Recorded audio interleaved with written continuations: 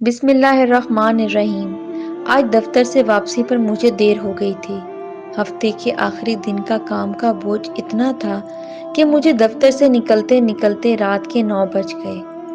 خیر اگلے دن چھٹی تھی اور میرا نیند پوری کرنے کا مکمل ارادہ تھا، لیکن فلیٹ پر چونکہ میں اکیلا ہوتا تھا اس لیے دفتر سے واپس آ کر اپنا کھانا بھی خود تیار کرتا تھا، لیکن آج صرف آرام کرنے کا موڈ تھا، اس لیے گاڑی کا رخ کے ایف سی کی طرف موڑ دیا۔ 3 برگر اور کولڈ ڈرنک پارسل کروانے کے چکر میں 20 منٹ اور ضائع ہو گئے، لیکن اب فلیٹ پر جا کر کھانا بنانے کی فکر ختم ہو چکی تھی۔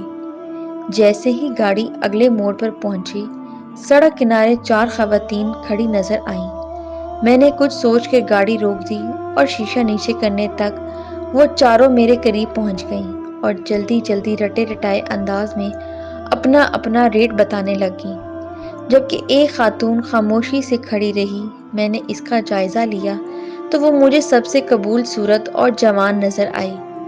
سنو، تم ایک رات کا کیا لوگی؟ میں نے اسے مخاطب کر کے کہا۔ جتنے مرضی دے دینا صاحب، وہ اٹک اٹک کر کہہ رہی تھی۔ میں نے اس کو گاڑی میں بٹھا لیا اور گاڑی گھر کی طرف روانہ ہو گئی۔ برگر کھاؤ گی؟ میں نے اس کی طرف ایک برگر بڑھایا جسے اس نے جھپٹ لیا اور ندیدوں کی طرح کھانے لگ گئی۔ میں نے پانی کی بوتل اس کی طرف بڑھاتے ہوئے پوچھا کہ کب سے دھندا کر رہی ہو؟ آج پہلا دن ہے صاحب۔ مجھے حیرت ہوئی۔ میں نے کہا جھوٹ کیوں بول رہی ہو؟ کہنے لگی صاحب جھوٹ بولوں تو ابھی مر جاؤں۔ مجھے اس کے انداز پر ہنسی آئی۔ اچھا یہ بتاؤ کہ شادی ہوئی ہے کہ نہیں؟ کہنے لگی کہ صاحب شادی ہوئی تھی، شوہر نشہ کرتا تھا، پھر ایک دن کچھ غلط سلط کھا کر آیا اور مر گیا۔ اچھا بتاؤ کہ تمہارے بچے کتنے ہیں؟ میں نے دلچسپی لیتے ہوئے کہا۔ میرا سوال سن کر اس کا ہلتا ہوا منہ ایک دم رک گیا۔ اچانک اس نے میرا بازو پکڑ لیا اور کہنے لگی کہ صاحب میری بات مانو گے؟ میں نے کہا کہ ہاں بولو۔